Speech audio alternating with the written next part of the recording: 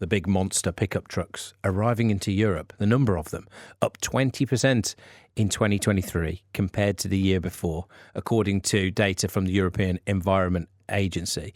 Seems part of that rise being put down to an importing loophole. Road safety and environment campaigners across Europe believe it's having a serious impact on safety measures. The kind of thing you've seen on roads round by you. Fraser Brown is managing director at Motorvise, which is a company that provides services to auto manufacturers and retailers across the globe. Fraser, morning. Good morning. You seeing this in the UK? Yeah, to some extent. I mean, the issue seems to be a bit of a legacy from when the UK was part of the European Union, and many of the kind of things that we regulate vehicles with are aligned. So, yeah, it's a bit of a kind of a legacy from the regulations we had with the EU. Can you describe what we're talking about? I don't know if you've stood next to one of these monster pickup trucks. What kind of vehicle are they? Well, they're very large. To give you an idea, a normal UK parking space is 4.5 metres long. These things can be over 6 metres long and over 2 metres tall. So you end up with a very, very large vehicle that kind of doesn't really fit in the spaces that we have in the UK. Right, but they're legal. They are, because of a thing called the Individual Vehicles Approvals Programme, which was designed for one-off vehicles like emergency vehicles, crop sprayers, things like that were not designed to be production vehicles, but they're using it as a loophole to bring things in from the US that are production vehicles, bring them through to in large numbers into the EU. What's the issue with these? We have vans aplenty on our roads these days as the delivery world has changed, and even parked on our roads and in our car parks. Why would a monster pickup truck make any difference? Well, key things are that with the Individual Vehicles Approvals Programme, rather than type approval, which most manufacturers have to go through, is they bypass things like CO2 emissions regulations and safety regulations.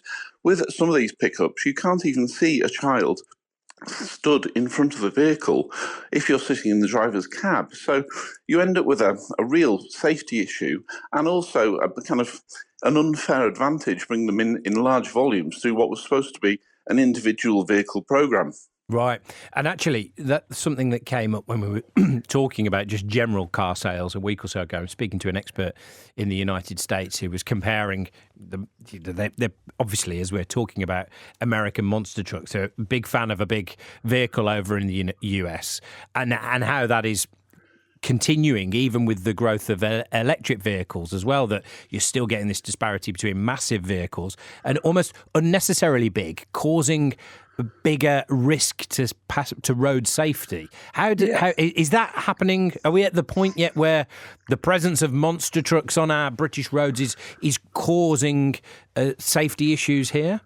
Well, there are companies that have industrialised this process, and we were expecting the Individual Vehicle Approval Programme was designed for one-off vehicles, very specialist things that we need on the roads, things like emergency vehicles and agricultural vehicles. It was never designed to be industrialised, and there are companies that have done that. Now, if you look at what manufacturers are up against in the UK at the moment for people that are going through the normal type approval process for production vehicles, we've ended up with a huge regulation and massive fines of £15,000 per vehicle if you import more vehicles than you should that are not zero emissions.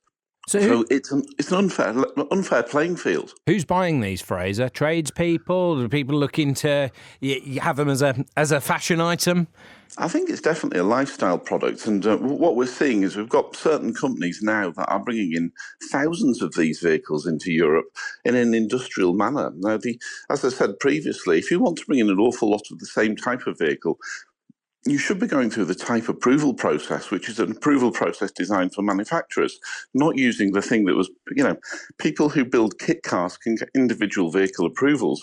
An individual vehicle approval is like the best way to describe it is an advanced MOT test, whereas as a manufacturer, if you want to bring in a production line of vehicles, you've got to go through the full type approval process, which requires all kinds of evidence, proof of CO2 emissions, and lots of other things. So what you end up with is an unfair playing field, and it seems rather unfair that somebody's industrialised the process of bringing in these large vehicles that are unquestionably less safe because they don't have to achieve various standards that are standardised across the EU. Fraser, thanks for letting us know what's going on there in the world of monster pickup trucks. If you're noticing them on your roads, that's what it's all about. Fraser Brown from Motorvise. Huge thanks to you and Fiona and to everybody who's been in touch